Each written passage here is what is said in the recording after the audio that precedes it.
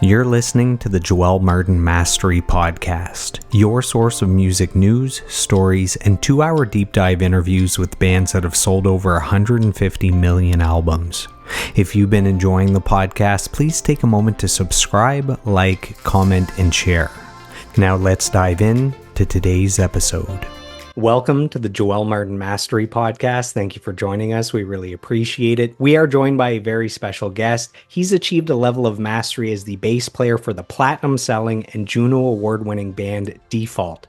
So welcome to the podcast, Dave Benedict. Dave, how are you? And is it true that you once found yourself face-to-face with Mick Jagger? Yes, it is true. I'll tell you the story here. We were in Los Angeles and we were at Henson Studios. And if you're not familiar with Henson Studios, that's where they recorded "We Are the World."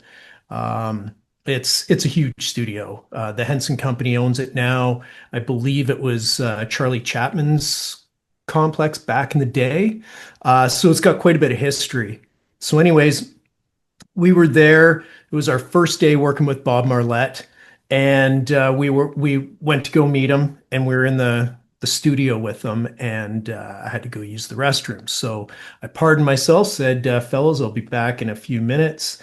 And as soon as I walked out of our control room, right across the hall, Mick Jagger walked out of the room right there, and I was like, "Holy crap! It's Mick friggin' Jagger. Don't say anything stupid. Don't say anything stupid." And I go, "Hey, Mick, what are you doing here?" "Damn it!" Oh, And he goes, "Hey, mate, how you doing? I'm recording a record. What are you doing?" I'm like, "Me too." And so I talked to him for, about 5 minutes or so. And then we parted ways. I forgot to go to the bathroom. I came right back in the studio and was like, "Guys, you'll never believe who I just met."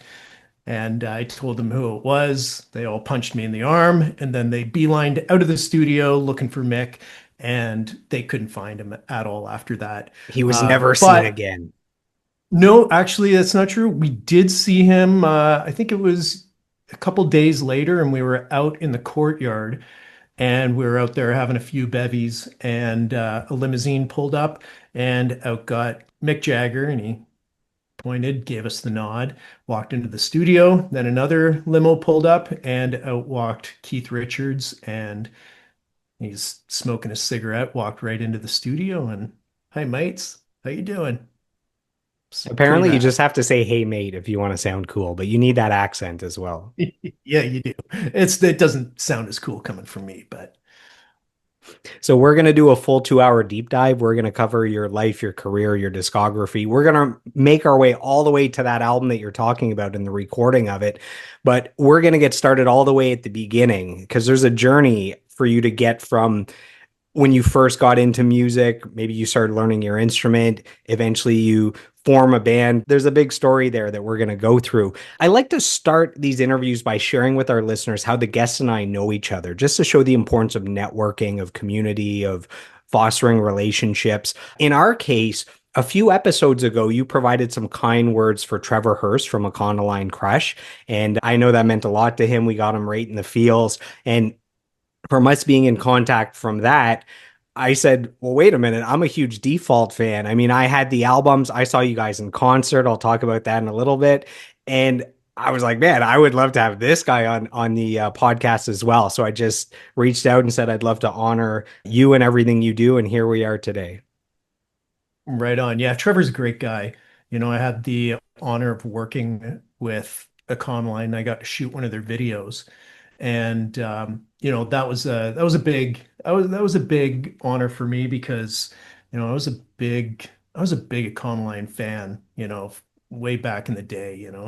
Um, and yeah, there was a big turning point in my life, and it had to do with a night that I went out. It was New Year's, and I was I was feeling really down. It was right when I first moved out here, and things just it just wasn't happening, the way that I was wanting it to happen. My dad, he had a stroke. This is like 97, era, 97, 98, the turn of 98. And, I was far away. My parents still lived back east, and I was out here. So, I wasn't doing too good mentally, right? I was not in a good space. And that night that I went out to go see a conline play down at the Plaza Nations, I was like, you know what? I've got to turn things around here. It's all my happiness is about mindset. And if I don't change that, if I don't work on that, then how's it ever going to get better for me, right? So that night it was a great show. We ran into Morph afterwards and bought him pizza at a pizza parlor. And then after that, me and my buddy, we were all stoked, like we just saw a con line and then we just bought the guitar player slice of pizza, right? How much better could that night get? And I saw this magazine rolled up in a chain link fence, and I walked over to it. And what were the odds that that magazine was a bass player magazine? I was just like, There's this is so an many odd signs night. there. There was, and then that night I flipped that switch, and I said, things are going to get better. Things are going to turn around. And that was the year that I met the guys in default and things just kind of started to fall into place. And it all started with that. It felt like it started with that night, right? And just changing my attitude and my outlook on life and looking through life with a different lens, so to say. That's amazing that Trevor and Econoline Crush could be that positive catalyst in your life. And then all those years later, I'm sure you played shows with them or there's some musical stuff that went on, but then way later you end up doing a music video for them, which is a total full circle moment for you. It absolutely was, I now consider those guys friends. We have played shows with them. Um, we played when we were playing with Stone Temple Pilots. We played in Winnipeg and or no, was it Regina? Trevor would know better. But him and his son were at that show, and I just kind of wandered out to the front of the stage area, and there was Trevor and his son. He's like, Dave, Dave. He called me over, and I brought him backstage, and we hung out afterwards, and you know, kind of connected then, and yeah, here we are now. That's amazing. So let's go all the way back to the beginning. Where does this love of music come from for you? Is there an earliest musical memory that jumps out at you as being significant? Um, well, it's kind of it's kind of odd how I got into music because I grew up in a house that was not musical whatsoever. Um, my parents, we never owned a record player. We never owned a tape player. Um, you couldn't ask my mom or my dad who their favorite band is, right? They didn't listen to it. So like I missed out on the 70s, right? And like all that cool music. I missed out on Hendrix and I missed out on Zeppelin, and all those great bands until I got into Default. And then, those guys, all their parents, they listened to that cool music. So I started listening to it then, right? Late. But what got me into it, which is really odd too, is my dad was the one who got me into music, kind of not really knowing, I think, what he was doing, right? He was just trying to connect with me because my dad and I he was a busy, busy guy. He was a firefighter. He was a farmer. He drove transport truck. So like any time off that he had, he was gone, right? So as a young boy, all I wanted to do was just hang out with my pops, right? And play some catch with them or something, right? And so one day after school, I came home, and this was in grade 4, and he asked me if I wanted to go take drum lessons together with him, which was really odd because, like I said, he couldn't name a band or, you know, a song that he loved or anything like that, right? So, It's one you thing know, if he suggested that maybe you would be interested in taking drums, but the fact that he said, "Hey, both of us," that's even more surprising. it was, right? So it was cool. We went and took drum lessons together for a while. My dad didn't last too long. As my drum teacher said, my dad couldn't carry a tune in a bucket. So and he was awful, man. Like, I grew up in the church, and whenever it was time for the choir to sing, my dad loved to sing, but oh my word, he was tone deaf. It was embarrassing hearing my dad sing, but he did love it. And so anyways, yeah, I took drum lessons for, I don't know, it was quite a few years. And then, I kind of gave it up because music wasn't in my bones quite yet, right? I was still young, it was cool and it was neat. And my drum teacher, I really liked him. He was kind of like an older brother to me. I still talk to him today. He just came out to the Boots and Hearts show. He's super proud, right, of my accomplishments and that I'm still at it. He brags to everybody, and everybody's like, "What does he play again?" It's like, yeah, he plays bass, he doesn't play the drums. Yeah, yeah.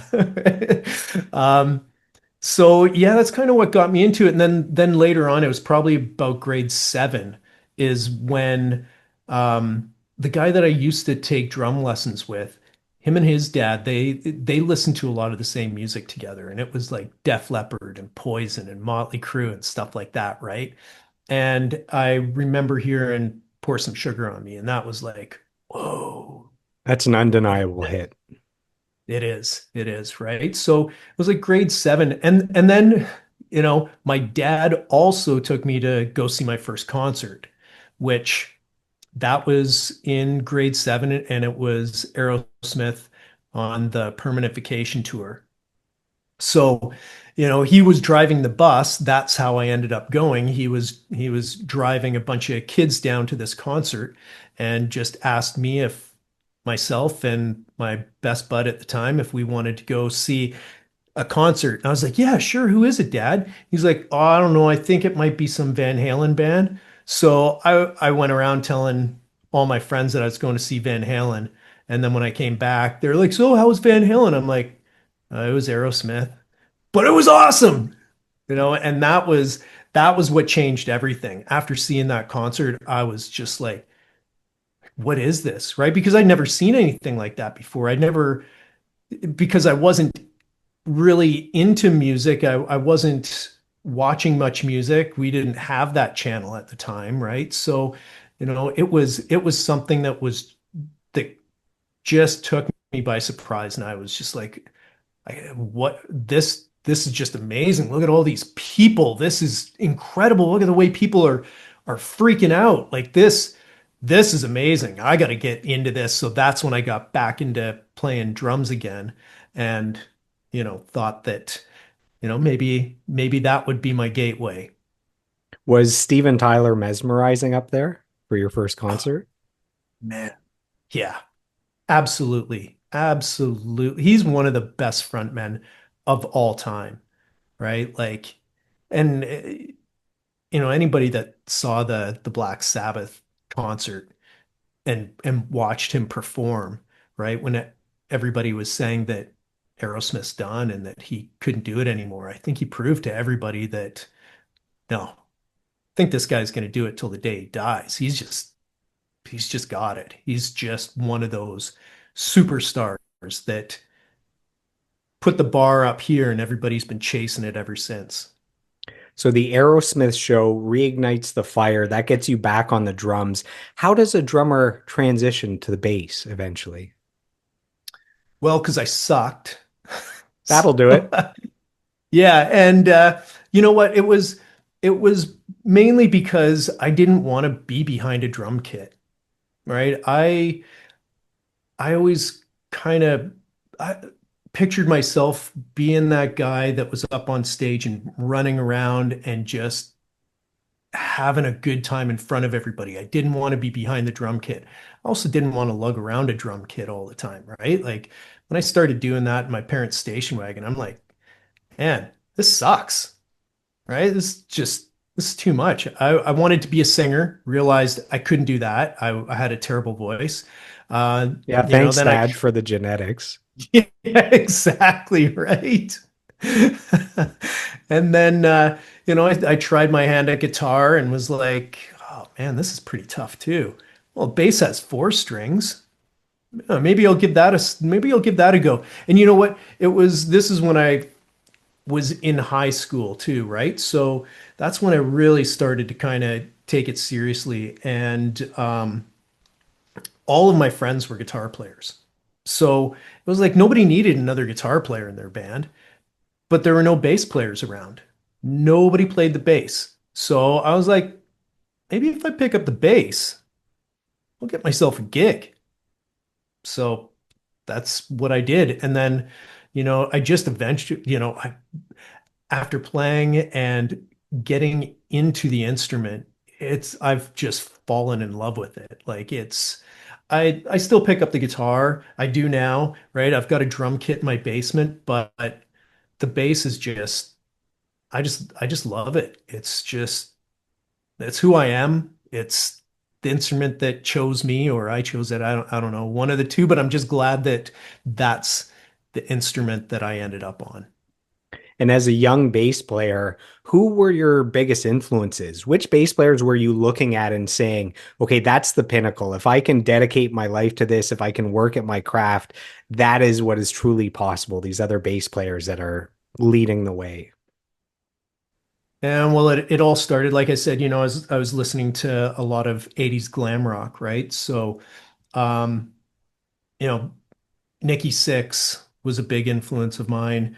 Uh, Duff McKagan, loved Duff's playing style, his tone.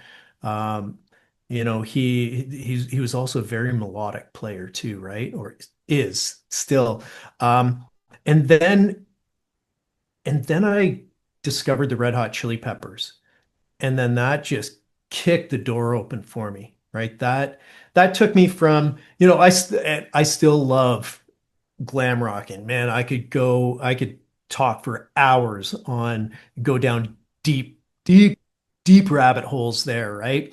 But um, that's when I discovered the Chili Peppers. That's when, my narrow musical tunnel widened and I was like, there's a lot more out there. And I fell in love with funk and R&B and just it opened everything up and it was like, what is this guy doing on the bass? Like this is something different. This is something special. And from there, I've gotten into, guys um uh, like Stanley Clark and Marcus Miller and why can't I think of his name right now? Oh, It'll come to you in a minute. it will. It will. He's probably one of my favorite bass players, and Does he play in a band or is he a solo? Larry Graham. So he was the bass player for Sly and the Family Stone, and he went on to do Graham Central Station, and he played on Betty Davis's records, who I absolutely love, um, and he also played with Prince too. So just goes to show you just how amazing. And he was the godfather of slap and pop. He's the one that everybody looks up to as far as he's the guy who invented it, right? Flea was one of those rare bass players where the bass is essentially the lead instrument in a band. So with the Chili Peppers, it's like you always have this amazing bass riff, and then there's the guitars always kind of just like ching, ching, ching, just kind of doing rhythmic things on the side around what the bass is doing, and then the guitar will have its moment doing a solo or something. But it's the bass is essentially the lead instrument in the Chili Peppers, and then you have a few more bass players like Geddy Lee with Rush is essentially lead a lot of the times. You have Primus. Bass seems to be the lead instrument. Yes. Oh, Les is also another one of my favorites too. I'm a huge Primus fan, and that's where Danny and I really bonded when I joined Default because Danny is a huge Primus fan.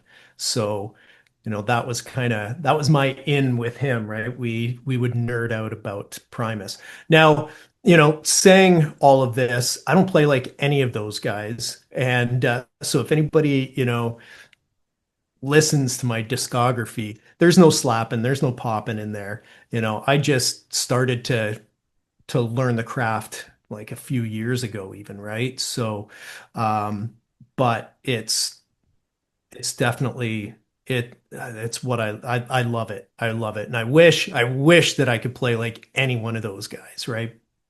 But yeah. Man, if the Geddy Lee bass playing and the Primus bass playing wasn't enough, those two guys being able to sing on top of those bass riffs is just seems impossible. It seems like you'd have to have two different brains doing two things at once. Oh, yeah, I remember watching Tommy the Cat when I saw that for the very first time on the Wayne's World soundtrack. And I was just like, what the hell is going on? How is he doing that? Like that that that's impossible. Like that is mental. Yeah, yeah, guys like that, I've just got nothing but respect for. They're amazing. I've got a bass down in my basement that's signed by Les Claypool, and yeah, I that when I got that signed, it was like it was the best week for being a bass player. I went and saw the Chili Peppers play here in Vancouver, and then 2 days later, I went and saw Primus. And I didn't get to meet Les at that show. One of my techs, he was working the show, so I gave him the bass. I was like, "You got to get this signed for me." And so he took it, and he asked Les if he would sign it, and Chad Smith was there. It was his birthday, and I guess he was pretty hammered, and he took the bass. You got to see the bass. It's a pretty ugly bass. It's got like this crackle paint job on it that's all fluorescent. It's got a double whammy bar on it. So I was like, yeah, this is perfect for Les to sign, right? And Chad Smith took the bass and he licked it. So there's some Chili Pepper DNA on that bass as well. You can never wipe it down. No, no, never.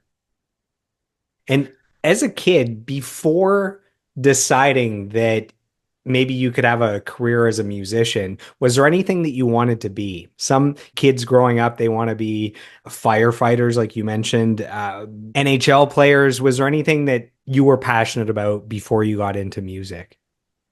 I really loved soccer and I loved basketball. Those were two things that, I thought maybe I could do. Basketball, I was way too short for that. And once when I discovered music, that was it. That was it. That was all that I could focus on.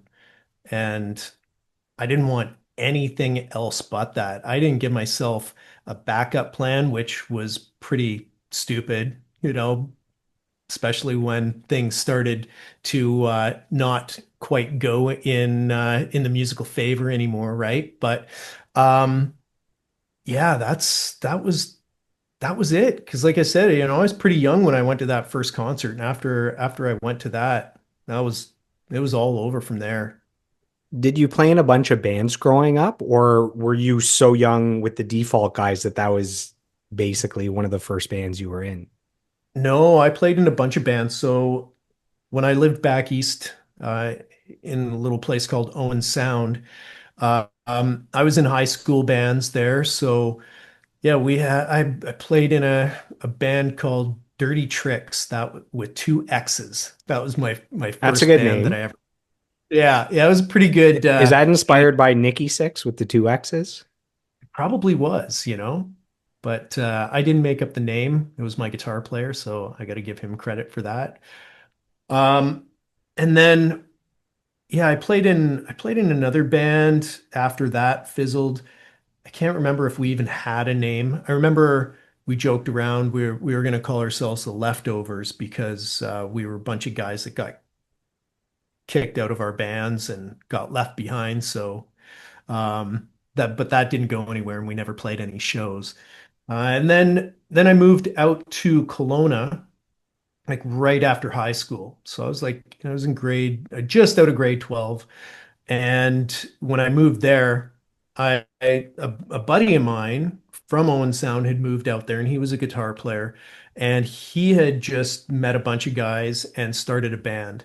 And so when I first got there, they needed a bass player because nobody wants to play bass, right? So I got the gig pretty quick, and we were called Little Devils, Lil, Lil Devils, and and then that we played a bunch of shows with that band, and then we separated with the guitar players, and then I joined another band, or we got another guitar player, and we called ourselves Jester's Revenge. Bunch of great names, I tell you Can what. I Oh my. point out that I've done hundreds of interviews and almost all of the original bands that these successful musicians were in, the band names are absolutely atrocious. And it makes sense that eventually they changed the name to whatever name they got popular with. I have to say that all four names that you've mentioned have been amazing band names. Oh, well, thanks. Yeah, I still got a few more. Nobody you ever used my names though, because I came up with like band names like what was the one that I brought to the table? Shampoo. I think that was one of the ones, right? Okay, yeah, you stick to the base. Whoever named your other four Yeah. bands, they can keep doing that. Um, and then I had a band called Fell, and then that fell apart, and a couple of the players from that band, we started another project, and we called ourselves Goya, and then that's when I joined Default. We're going to dive into default now, but before we do that, I wanted to reach out and get a little help here to start this interview off powerfully. So I have some kind words sent in from Tavis Stanley, guitarist of Art of Dying. He's also played guitar with Thornley and Saint Asonia. This is what Tavis says. He says, I've known Dave and the Default guys for over 20 years. I'll never forget being in Edmonton in 2002 and seeing them and Nickelback at the arena, and then literally a year and a half later being in that arena playing with both of those bands again and hanging out with them. Dave is such a fantastic guy and a welcoming person. I hung out with those guys a lot.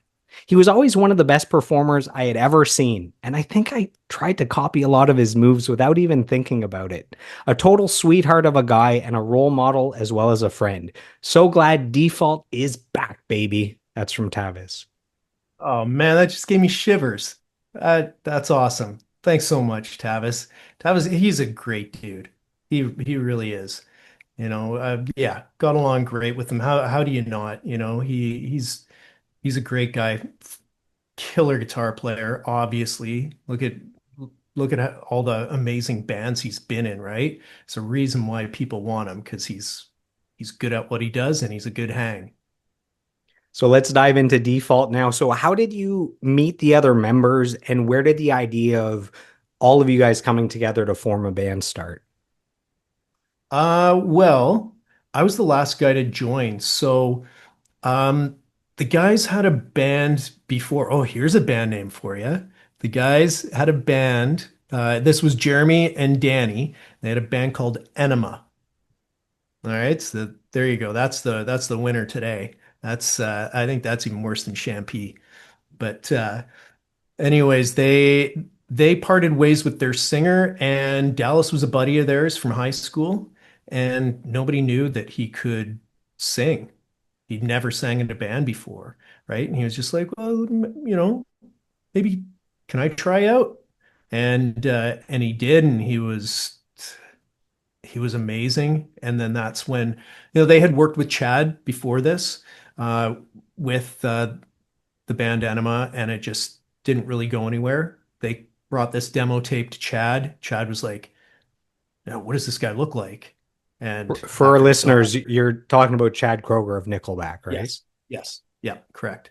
And he obviously, like, Dallas is he's a handsome man and he can sing like nobody else, right? He's he is one of the best singers in rock and roll. Like in country, like he's just one of the best singers. He's got in my opinion, he's got one of the best voices. It's a pleasant voice to listen to, but he's also so proficient at it. And he was right off the bat. Like he's just a one take Jake. He no time in the studio, he just lay it down like that, right? And it just comes natural to him. So, when you listen to that first Default record, he hadn't even been singing a year yet, right? Um, so anyways, after that, after they did the demo, which was uh, pretty much the Fallout, it was 80% of that record. Um, then they parted ways with their bass player, and I worked with Jeremy. I worked with him at Coastal Ford. Both him and I were parts drivers. So whenever we'd pull That's so up to the random. it is, whenever we pull up to the warehouse, we would always talk about our bands. We'd talk about music, and we really bonded that way. And and then he came out and watched my band play one night, and then so when, they parted ways with their bass player, he called me up and asked me to join.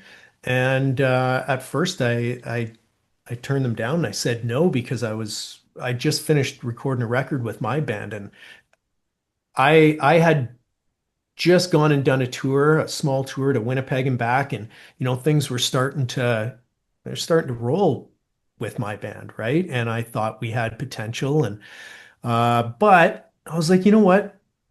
I should go jam with these guys and just see if there's chemistry there. And I did.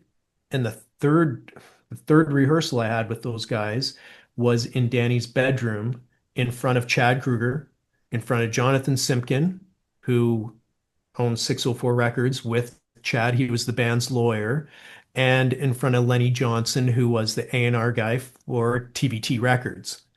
And it was one of the most nerve-wracking days of my life. But it worked out. And I remember, like, I barely knew the songs, right? And we got through, I don't know, we probably did maybe about a half a dozen songs or so. And then after we were done playing, Lenny looked at the guys and said, I don't know what you guys think of this guy personally, but he's a great bass player. And I was like, ooh, okay, right on. And then they took us out, they got us drunk, took us out for dinner, and I was like, I'm in, I'm quitting my band. And yeah, I jumped ship then, and it broke my heart. Like it was the hardest thing for me to do, right? Like I Were remember you really good friends with the other members of that band as well? So it's not just that there's a band with potential that you're leaving and that you had already invested time and effort, but that you're going to break the hearts of other or let other people down that you care about.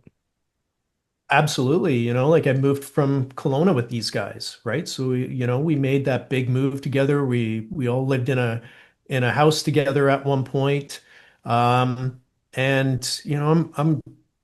I like to think of myself as a loyal person. Doesn't sound like it right now, though, does it? But but it did. It broke my heart. I cried. I cried when I told them that, I need to try this out, guys. Like they've got record label interest, and it really feels good with these guys.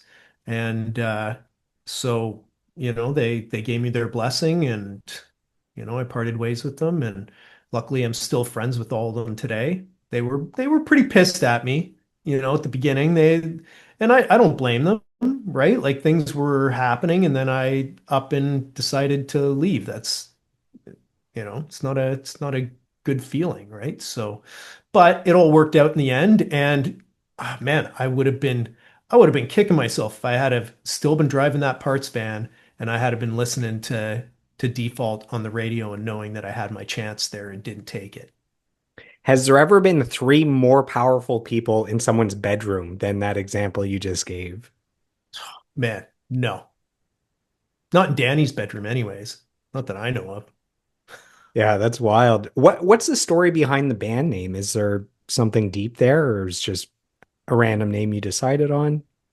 Nothing too deep. The band was called The Fallout, which is the name of the first Oh, record. that's cool. Yeah, but when we went to register it, um, realized that it was taken.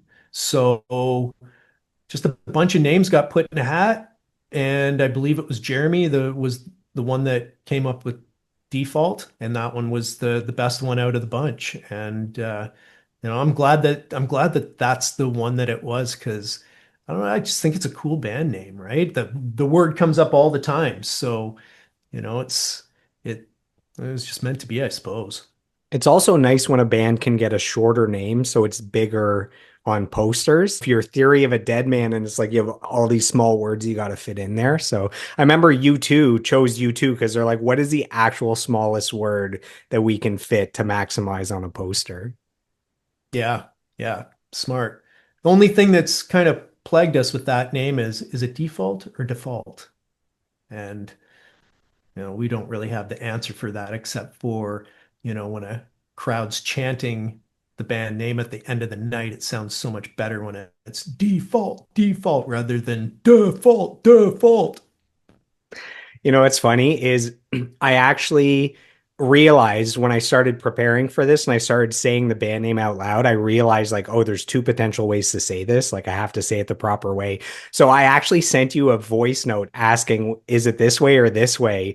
But then I was able to find some interviews and I pronounced it the way I saw you pronounce it in your interviews, but some of the other members of the band pronounce it the other way. So I'm like, okay, I'm just going to stick with the person that I'm interviewing because if he says it that way, then at least it'll work for this interview.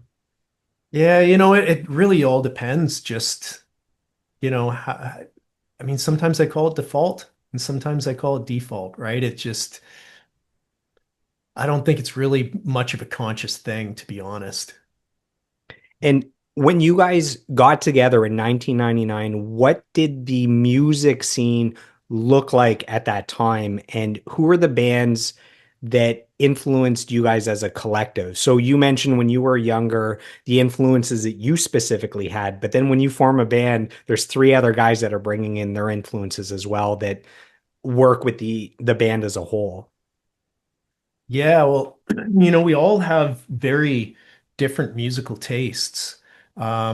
Me being a little bit older and coming from, the 80s background, I didn't see eye to eye with some of the guys on my musical tastes, but we all had some common ground, right? Like, we all love Big Sugar, right? We were all fans of that band. We were all big Wreck fans. Um, you know, like bands like Zeppelin, stuff like that. Like I said, I wasn't a big fan, didn't know much of their music until being in default, but you start hanging out with people and their influences start rubbing off on you, right? Um, but yeah, at that point in time, like when I first moved here, the bands that were starting to make a noise were Nickelback, obviously, um, a band called Jar, and a band called Noise Therapy. And those were like the three bands in town that I was looking at anyways. Those were the ones that I looked up to and was like, yeah, these guys are cool, right? There's something going on with these bands. Um, there were a lot of good bands here at that time. The music scene was thriving. It was great, right? Um, and there's still good bands here, obviously, but there was something in the water at that point, right? And man, it was exciting. It was super exciting, like just getting to see like getting to see firsthand, where Nickelback came from.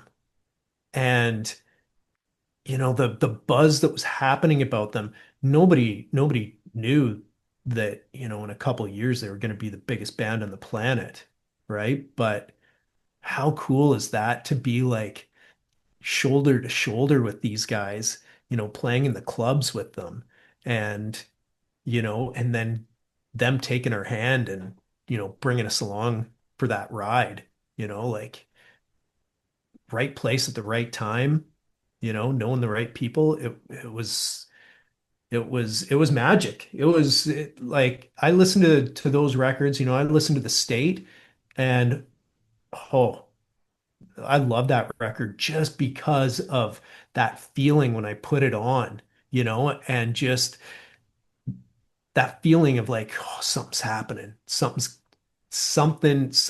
going on. And like I said, you just didn't know that it was going to be that big. And that album, The State, at that point, they were still pretty grungy. They didn't have the extra level of polish that came in with Silver Side Up, the next album. I actually saw Nickelback in 2000 or maybe earlier. I saw them open for Everclear to just maybe 2,000 people or 1,000 people in Ottawa. So it's so cool. I saw them way back then. I saw them a few years ago, an amazing quadruple bill with Seether, Bush, and 3 Days Grace. How awesome is that?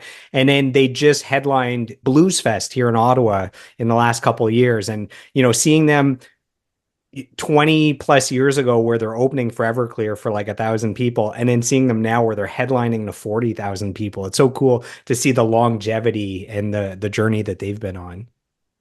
It's wild, isn't it? Well, I got a story for you here. Um, when I was leaving Kelowna, when I was moving from there, we had a farewell party and we were doing pretty good there. We could sell out the clubs there.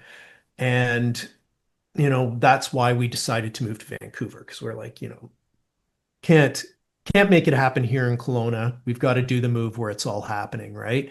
So we were playing at this club called Side Effects, and we sold the place out. And down the street at Flashbacks, Nickelback was playing the same night, and they had, I believe, 12 people in the audience. And I told Chad this story years later, right? And he just looks at me all deadpan and goes, "Who won now?" And I'm like, "Damn it. Damn it, Chad, just give me this one, would He's you?" got the trump card. Yeah. Yeah. He's got the get out of jail free card for life, I think. He does. Yeah. Yeah. You guys record the demo with the help of Chad Kroger. You guys signed to TVT Records. Now, TVT is an independent label, but they're one of the biggest in the world. They had 25 albums that had gone gold or platinum. I'm talking Nine Inch Nails, Ja Rule, Dashboard Confessional, Snoop Dogg, Little John. They had some of the biggest artists in the world. Pitbull. What's that? Pitbull? Pitbull. Yeah. And was it important for you guys to sign with a label that could focus on countries outside of Canada? Because if you sign with a Canadian label, it's like they're focused on Canada. And even if you go platinum, it's 80,000 copies or 100,000 copies. But when you're on a label in the States and they're putting the machine behind you, suddenly you're platinum and it's 1 million copies sold. Yeah, that was important to us at the time. We, being successful here in your own country is obviously extremely important, and Canada has been nothing but amazing to us. But, we wanted to work, right? We just wanted to get out there and we wanted to play to as many people as possible.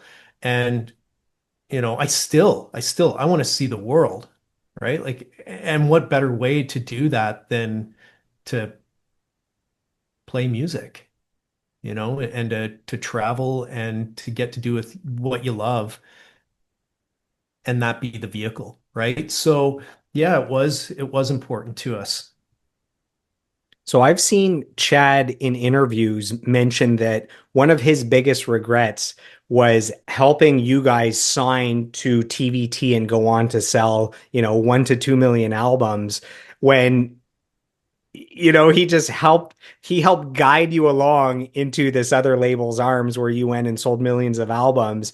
And it was actually that process that made him realize, wait, I should start my own label. And it's you guys are the inspiration behind 604 Records, which is Chad Kroger's label with Joey and you mentioned the lawyer as well there, Simkin. What was it?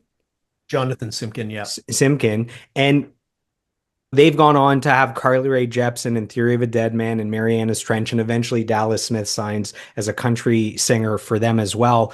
Is there a part of you that's super proud of the fact that your example led to all this success for other Canadian bands as well? Absolutely, yeah. It was cool. We got that question a lot though. The misconception was that we were on 604 Records, which, we never were. Like you said, we were the reason why 604 started. And yeah, it's pretty cool. It's a pretty cool thing to say, that our success led to that. And you know what? I mean, our ties to 604, Danny and I, we have our own record label called Rock is Dead Records, and we are distributed by 604 Records. So, we still have strong ties with Jonathan and all the people there. So, it's a big family for sure. So let's talk about the band's discography. So in 2001, you guys released the debut album, The Fallout. This goes to number one on Billboard's independent album chart in the US. It goes platinum in Canada and the US, selling over 1.5 million copies. There's four singles: Wasting My Time, Deny, Live a Lie, and Sick and Tired.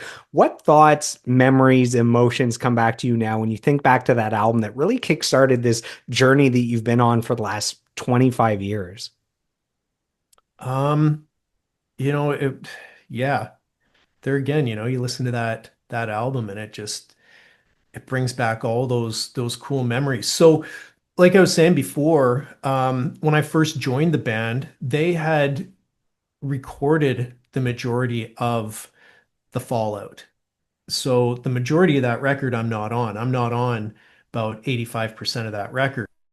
When we signed with TVT, then they put us back into the studio and we first went in to the warehouse studio with Chad and we recorded a few songs.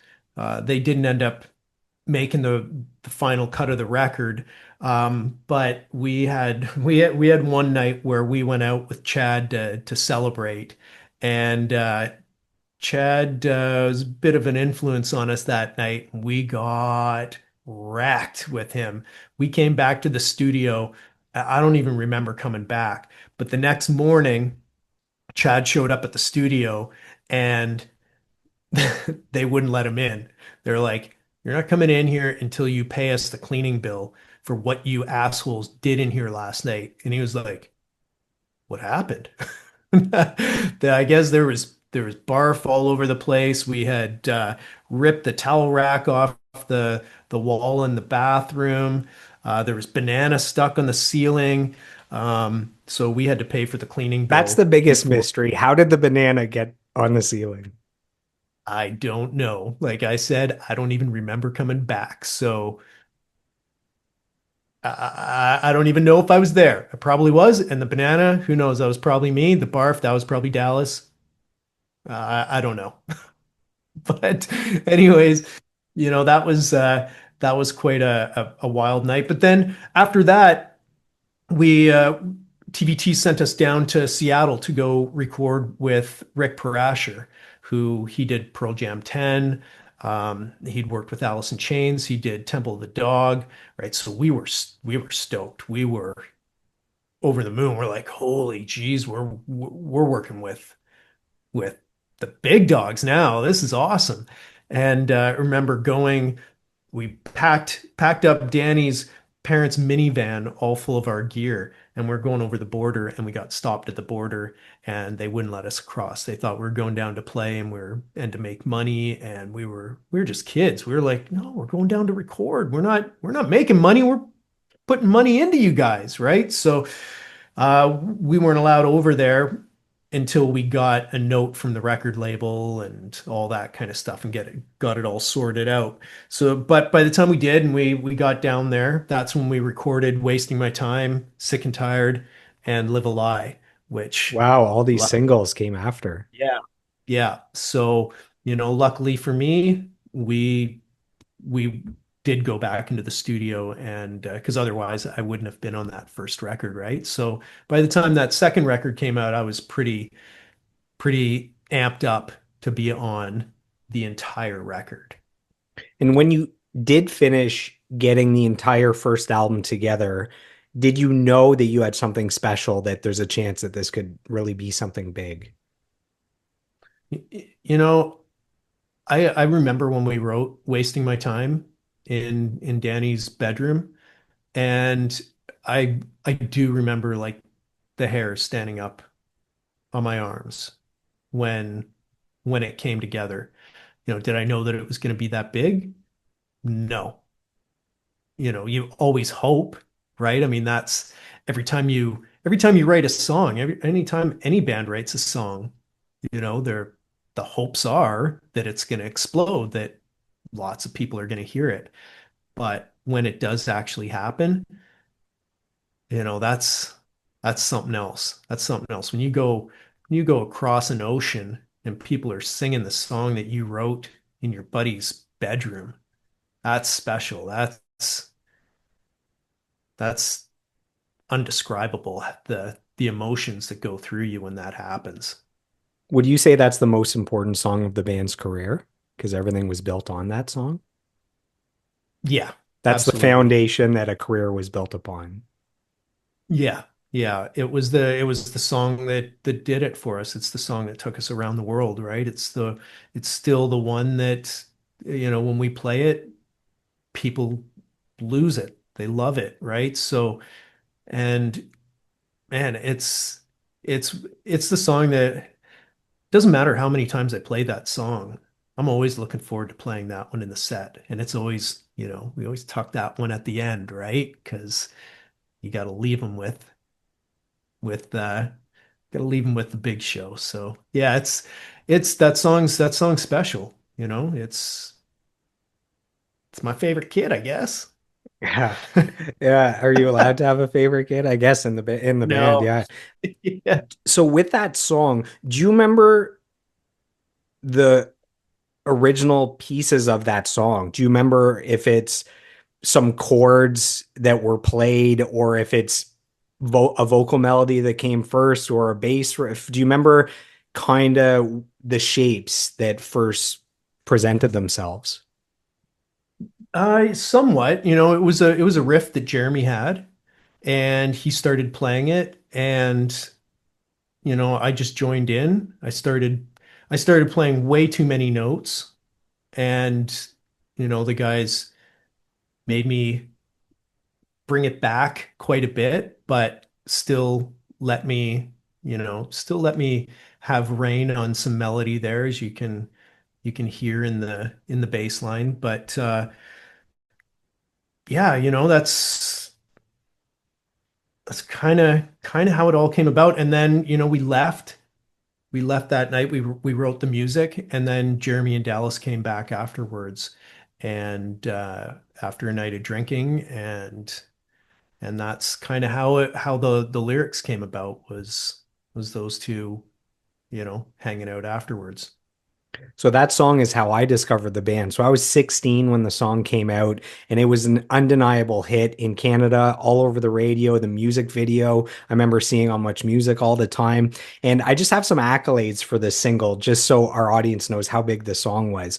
So it went to number one in Canada, went to number two on the Billboard mainstream rock charts in the US, number three on the modern rock charts, number 13 on the Billboard Hot 100 chart in the US. So that's the big one.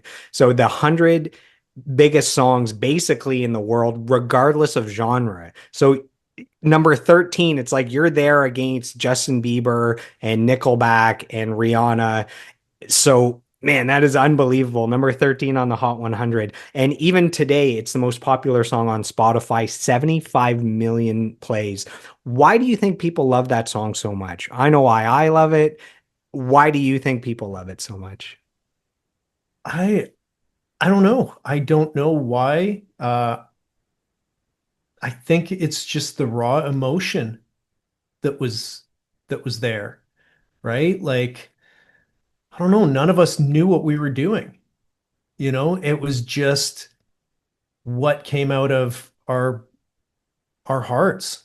We were just all so new to it, and we were excited to be playing together, right? And we were all we were just all really bonding at that point, right? And it was exciting because things were starting to roll. Things had started to happen, right? But you know, why it why people grabbed onto it, I don't know. I'd like to hear your take on it and why, from an outside point of view, because being on the inside, like I said, every song that you write, there's other songs that we wrote that, you know, honestly, I like better, right? And that I thought that they would be bigger songs than wasting my time. But obviously that one struck a chord. Yeah, I think there's a bunch of reasons. For the music, there's the catchy guitar riff. Your bass line in the verses is super catchy as well. So you got different hooks happening. It's a great vocal performance. So the vocals are undeniably great and very strong. I think that it does a perfect job of straddling the line between heavy but still pop and polished, so it can get played alongside the Stains and the Linkin Parks, but it can also cross over to more of the pop charts, and it did do that. So I think you kind of, without knowing it, you kind of checked off all the boxes that would allow it to get played everywhere. And if you have good headphones on, you're hearing all this ear candy from the magic of each instrument adding its own element to it. Okay, yeah, you know what? And all of us are big fans of, we were all children of the radio, right? So, whatever was popular and on the airwaves, we were all big fans of, right? So, we're all fans of popular music and melody and hooks. And, we had some great guidance. We had we had some good mentors, right? Like Chad is the best in the business at it. And, although he didn't have anything to do with that song, we were still massively influenced by him and, his songwriting abilities, right? It's just undeniable how good he is at it. So yeah, that rubbed off on us for sure. So the album went platinum in Canada, and then 7 months later goes platinum in the US. Do you remember receiving the news that the album had gone gold and then platinum? Yeah, I do. I felt like a bit of a a dick because we got we got our gold award, and it was one of those skinny ones. I don't know if you've seen it, um, but it has a disc, right, a CD in it, and I was like, "Oh, what the hell is this?" I'm like, "I want a record." Right? Like I was used to seeing, the big records that Kiss would have, right? That's what I wanted, not this little plaque. So the next one we got was, it's on my floor here right now, actually. It fell off my wall, but that one is, yeah, that one's the 500,000. That one's the American one. So that's what they gave us because of me bitching. I had a recent guest that said It's so funny. The exact same thing as you. They got the little CD showing the album went gold or platinum, and they were like, "What the hell? I want an album." And then they were disappointed because when they got the album, I don't know if it fell or it broke. And when they got the actual gold album out of it and they turned it over, it's just a recycled, like it was like a Foreigner album or like some recycled album that is not made like specifically for the artist. It's like, okay, what's not selling? Okay, put a gold coat on that. So it kind of, the Wizard of Oz, they lifted the curtain. They're like, oh no, this isn't what I thought it was. Yeah, totally. I have no idea what's under this one, but I mean, I don't care. It looks cool, and luckily, because I was worried that, oh man, like that might be the only one that I get, right? So I'm super happy that, I've got a couple more. We got a platinum one and yeah, so I'm very grateful and very thankful for being able to achieve what we achieved when we did, because that's just not a possibility anymore, right? Like nobody's selling records, so I mean, it's different. People still get the awards, right? But nobody's selling those numbers in records anymore. And it was changing at that point, right? That's when, Napster came out, and yeah, they sent me one of these here for what is it? Most played Napster live session. It's like, thanks guys, for ruining our industry. So they sent me a nice But glass at least they cat gave note. you a plaque. Yeah.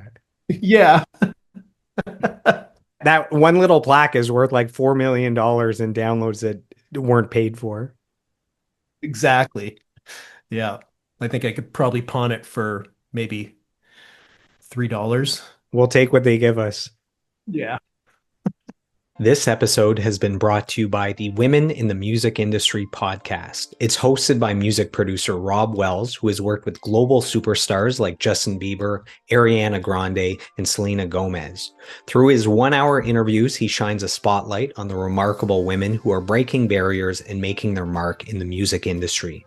Some of his notable guests include Morgan Lander of the multi-million selling metal band Kitty, and Pam Shane, who co-wrote Genie in a Bottle for Christina Aguilera.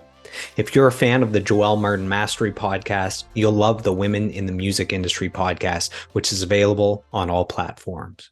Can you share what your life was like at the very peak of the success of that album? So the album sells 1 million copies. The song is a massive hit. There's three more singles.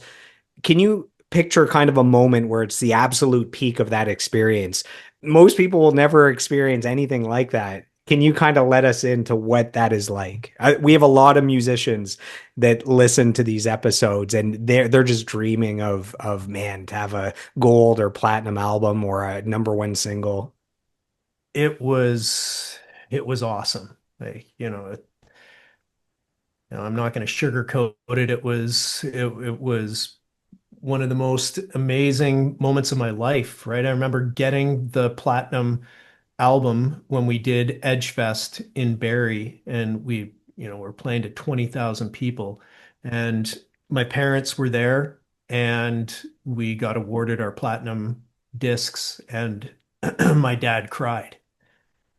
It's getting me all choked up, like, and I mean, that was the moment, right? Where it's just like, holy shit, I did it. I made my parents proud. I proved them wrong. It was awesome. It was like everything at that point was just turning up Millhouse. It was just going great. I had my first kid and my first daughter, and that completely changed my life. Um, and yeah, we were playing huge places, we're traveling everywhere, and and it was like one thing after another, we were playing all these different TV shows. We're playing The Tonight Show and, playing Cold Pizza in New York and the Carson Daly Show and being on MTV.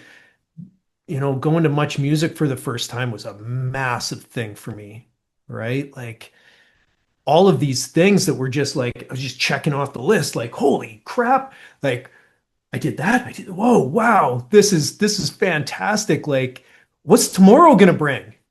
It was just, it was amazing. And Tomorrow brought a Juno Award for Best New Artist. What did that mean to you? Canada's Grammys acknowledging your hard work, your talent, your music.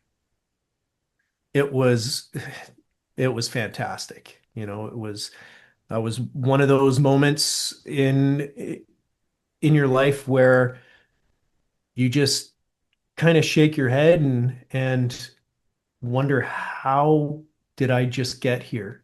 How did this how did this happen? Why me? Why did I get so lucky, right? And I remember going up and getting that award and how terrifying it was, how utterly scared I was to get up in front of all those people. And all I had to say was thank you to all of our friends and family back home. I can't even remember what I said, but whatever it was, I could barely speak. I could barely get those words out of my mouth, right? And I just remember the terror that was going through my body at that point, and excitement at the same time, right? It was like this massive ball of emotion that was happening, and we had a blast. We couldn't have had more fun at the Junos if we tried. We stayed up all night. We partied as hard as you possibly could with. Were any bananas harmed in the partying? Not that night. There were there we did tell this story the other day in an interview where Jeremy he peed out of a window. So he was dared to pee out of the window of the bar that we were at, and so he punched out the screen window, and then peed out that window, and then had a shot of tequila, and then was puking out that same window about 2 minutes later. He's an opportunist. The window's already gone. Yeah. You learned a lesson. Never dare Jeremy to do something.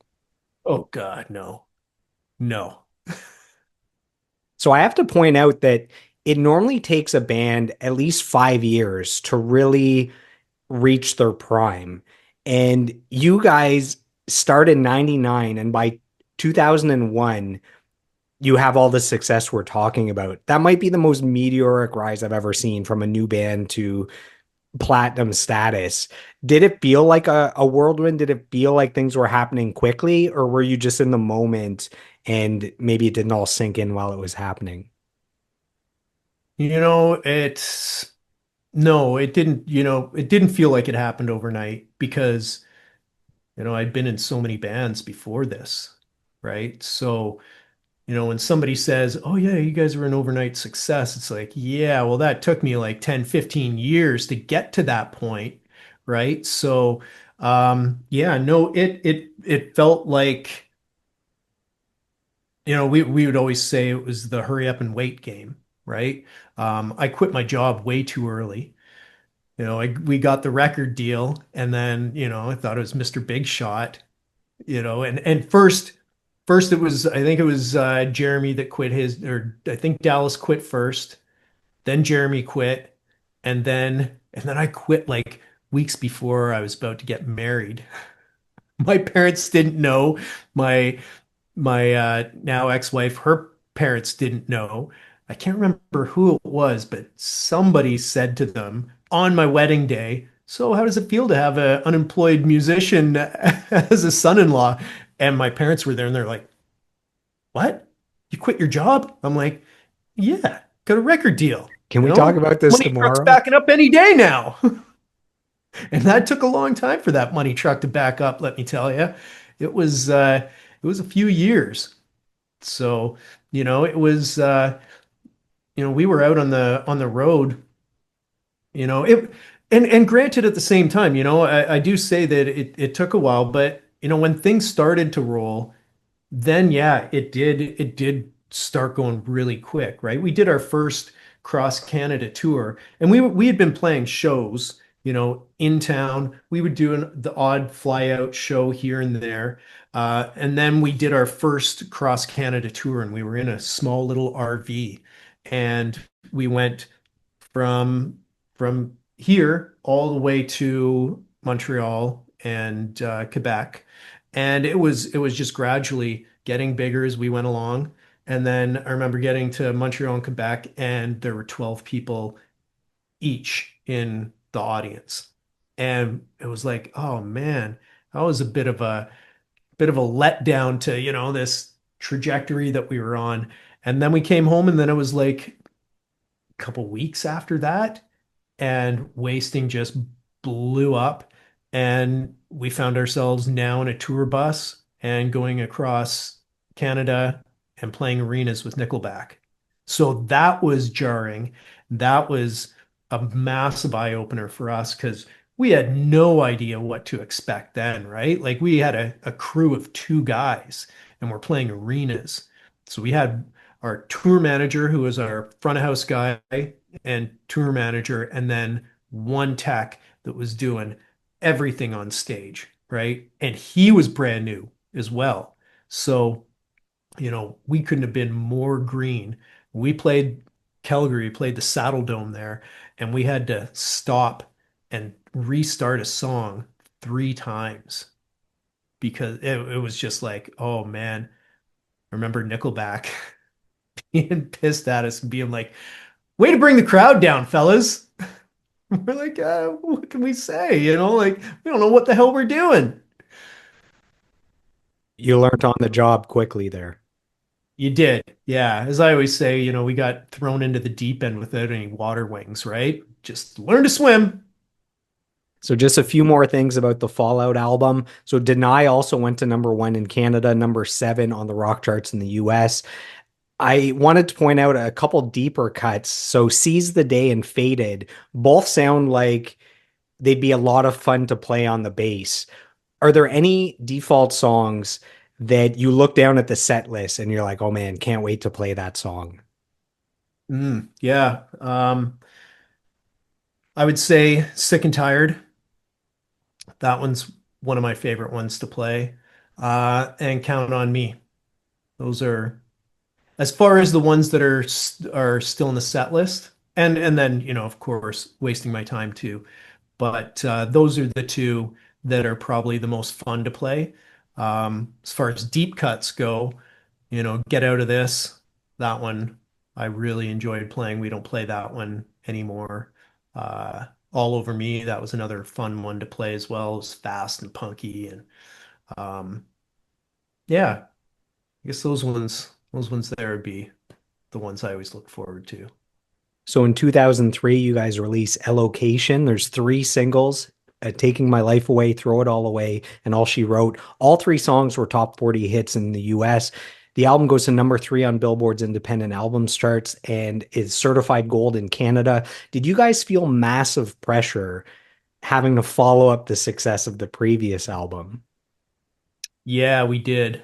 Yeah, it was yeah, it's always scary. It's always scary every time you release a song, right? And when you release a new record, that's even more scary because you're just like, how's it going to be received? How's it going to sell? And looking back at that record too, I think that we were all in agreement that we really kind of shit the bed on that record. Um, we were kind of cocky. We just came off a really successful record, and those songs kind of came easy to us. And then when we went to go and record Elocation, I think we had 7 songs in total, and Taking My Life Away was the only one that was fully written. And we were just like, eh, we'll write it when we're in the studio. Stupid. Absolutely asinine when you think about that, right? It's like what a money suck that is. You know, when we Danny and I work with bands now, I mean, it's all about pre-production, right? It's all about getting your songs dialed in before you go into the studio. Don't waste time in there, right? And we were young and dumb and, thought we had it figured out.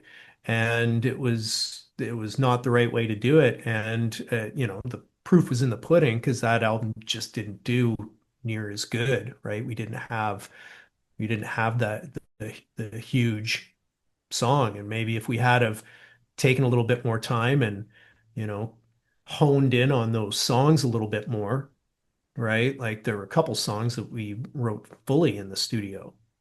And then we also we did throw it all away with Chad. So like after we finished recording the record, it still didn't feel strong enough. So we went and did that song with Chad. And then we did a couple songs down in Atlanta with Butch Walker, which was really awesome working with him. Um, yeah, and then by the third record, I think that's when we kind of, that was when I think that's when we hit our stride. That's when we really became a band. That's when we had figured it out a little bit more. We became a little heavier. We started messing around with some drop tuning, some open C tuning, or drop C, I should say, not open C.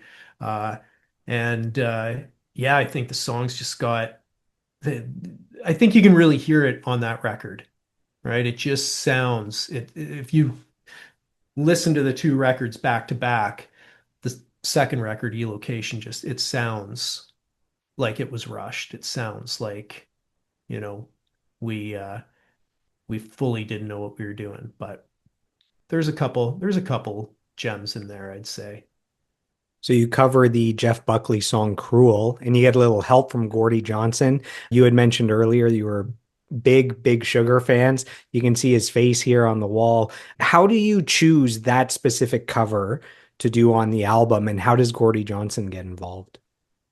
Well, funny enough, it was Lenny Johnson, our A&R guy, who brought that song to the table. And he was like, guys, I think you guys would kill this song. So, we're Dallas is a fan of Jeff Buckley, and it was an obscure song. It was not one of the more better known ones that he's done. So, yeah, I don't know that song. We really liked it. So, we went with it. And how we got Gordy was we called him up and we asked him. We did that tour with him, so we really got along well with him and his band, and we want him to.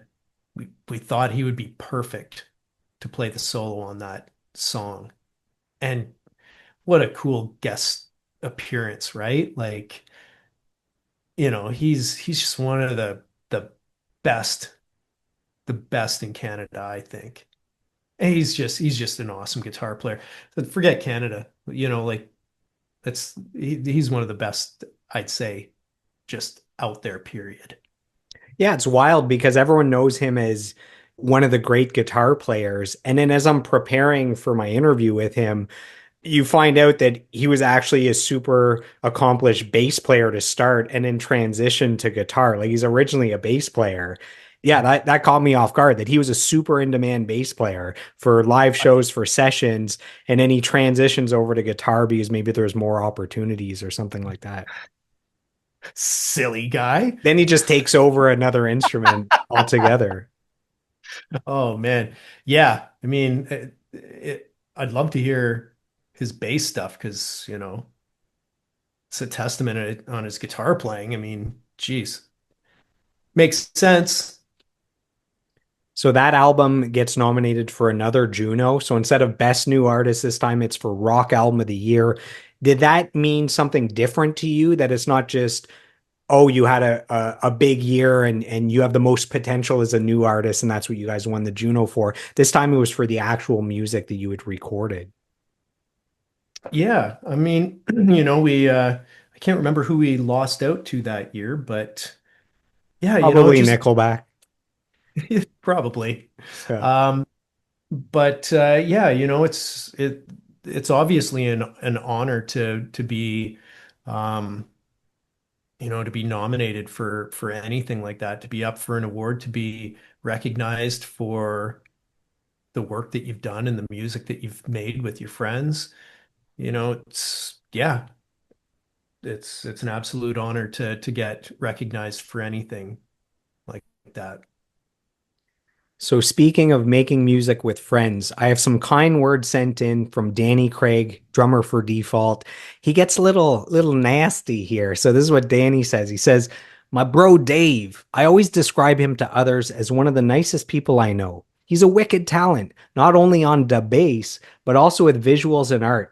He's got more friends than a mushroom dealer at a Grateful Dead concert and a reasonably sized schlong, which I saw once in a video of him taking a shit on a bull's skull. Dave, I'm proud to call you my dear brother in rhythm." So there you go, Danny. Man, yeah, you know what? Danny is he's one of my best friends of all time. He's he stood up in both of my weddings, and he if you know Danny, you just can't help but love the guy, right? Like he's just one of the most lovable people you'd ever meet. And he was the guy who I really bonded with in the band. Um, when I first joined the band, I lived down in Vancouver. Those guys lived out in Langley, and I would have to catch the SkyTrain out to Langley or out to Surrey every day because we rehearsed 5 days a week. So I'd catch the SkyTrain out. He'd come and pick me up, take me to rehearsal, and then he'd drive me back. I'd get back on the SkyTrain, go home, work, come back the next day. And, through that, we just became real good buds. We were always, he was always the guy that, if we had to share rooms with, he was always my roommate. And, yeah, now we're label mates. And, just ever since we started this band, he's not just one of my best friends. I consider him as I consider the other guys. I consider them family and my brothers. So in 2005, you guys release your third album, One Thing Remains. Four singles, Count on Me, I Can't Win, The Way We Were, It Only Hurts. The album goes to number 7 on the Billboard Independent Albums charts in the US. Count on Me and I Can't Win were top 15 hits in Canada. Earlier, you mentioned that you thought that the band had written some songs that were maybe even better than Wasting My Time. I think Count on Me is possibly the band's greatest song. I think it's one of my favorite songs from the band, maybe my favorite, period. To me, that sounded like a worthy follow up to Wasting My Time. Like if there's another song that you had written that should be the biggest song in the world, it's Count on Me. What are your thoughts when you think about that song? Also, the bass is awesome in that song. Thank you. Thanks. Yeah, I would agree with you. I thought that song was going to be as big, if not bigger. And it's unfortunate because even our record label admitted to us later on, they're like, yeah, sorry, we kind of shit the bed on that one. And we're like, yeah, you kind of did, right? Like you had an undeniable hit there and you were unable to make it pop, right? So, um, yeah, there's a bit of a funny story behind that one too, because we were initially recording that song with Rich Robinson from the Black Crows. And we went into the studio with him and did a few tracks um, that didn't end up making the record because they just audibly didn't match tone wise to the rest of it. Um, but that song, it started out as a ballad, And when we were in the studio with Rich, it just didn't feel like it was coming together, you know? It just wasn't, we still hadn't written that chorus, that, you know, that big moment in that song. And so when Rich went to the hotel that night, I think it was Dallas got on the phone and he called up Chad and he was like, "Hey Chad, we're having a we're having some problems here with this song. You mind coming down and, you know, giving us a hand with it?" So he's like, "Yeah, sure." So he came down and I remember I had stepped out and I had to go deal with something with my computer. And when I came back, they were like, "You want to hear what we did?" And I'm like, "Yeah." And then that's when that chorus happened, and the riff and everything, right? And it was like, holy shit. Okay, when Rich comes back tomorrow, we'll just tell him we're not feeling the song and that we're just gonna work on the other two. And we'll finish this one with Chad. And then we ended up going out to his studio, and that's when we wrote the rest of it. And I remember sitting there for a long time with that bass line. And yeah, when the whole song finally came together, it was just like, yeah, yeah, this we got something good here. And this is the album where the Rolling Stones were in a different studio, right? Yes. Yeah. Yeah. So that was the only song that we ended up doing with Chad. Like I said, the songs that we did with Rich, I got them somewhere. I don't know where they are. It'd be interesting to pull them out now and listen to them. But yeah, we ended up going down to LA to record with Bob Marlette, and he had just finished doing the Saliva records, so that was we had excuse me, we had the same management at the time, us and Nickelback and Saliva, and so that was kind of our in with Bob. And when we went down and met him, we really gelled with him and really got along with him. He came up to my place and we wrote the record in my basement. I had a little studio at the time, and yeah, it was he was he was a really cool producer to work with because he was that guy that was like he he just kind of let us be us, right? He was like, I remember him telling me, he was just like, just play your heart out, you know, like don't hold back. Play as much as you want because we can always take stuff out, right? But, you know, you're the bass. It's another instrument, you know, it's another source for melody. And I was always like, yeah, it is. Heck yeah. So I loved working with Bob, you know, he was and then we ended up doing the fourth record with him as well. You mentioned earlier that on a early tour, Montreal had let you down. You got there, there was 12 people. Well, I was at a show in Montreal October 29th, 2005. I saw you guys at the Spectrum in Montreal with Stain. So you were in support of the album we're talking about. Stain was in support of Chapter 5. Stain is one of my all-time favorite bands. And it was packed. It was probably sold out. There were thousands of people. So Montreal redeemed themselves for you guys later on. Yeah, they did, you know, and I think it was just, you know, the fact that at that point, I don't know if Wasting had probably hit the airwaves yet in Quebec, right? So, you know, we've played there quite a few times since, and you know, we've never played to only 12 people ever again there, but you know, it's always been a good time. I love going there. It's a beautiful place.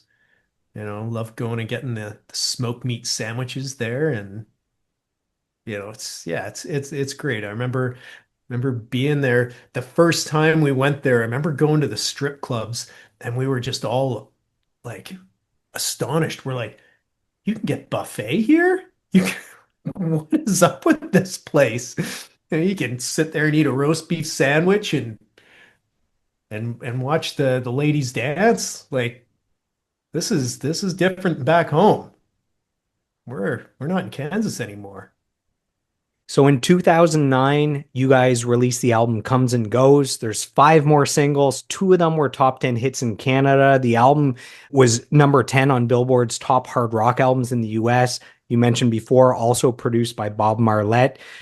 Can you talk about the weird stuff that started to happen with the record label? So TVT goes bankrupt, and that puts everything in limbo for you guys. This album comes out, there's a longer period between the last album and this album than any other album you've put out. So it delayed things. Can you talk about that process and if you guys start to get worried if things will ever work out with the label? Oh, absolutely. Yeah, that was honestly that album. It feels like a dark period. It certainly in my life, anyways. Um, it was kind of the beginning of the end, right? It was the downhill swing of it all. Um, when we were recording that album, I went through a divorce. Dallas went through a divorce. So like things were starting to fall apart kind of everywhere, right? Um, and yeah, that happened, and obviously, that was a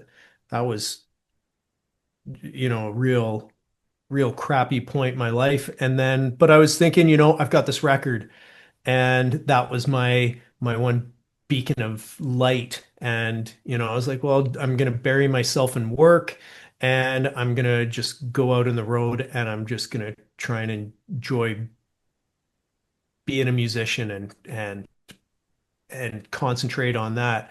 And then, 3 weeks after we got home, the label went bankrupt, and it was like, oh, you gotta be shitting me. And then a bunch of other stuff, kind of happened. Our business manager passed away, and we found out that there were um, whole bunch of checks that hadn't been cashed. There was there was he hadn't paid taxes on the band in Canada since the beginning, so we owed the government a crap ton of money. And yeah,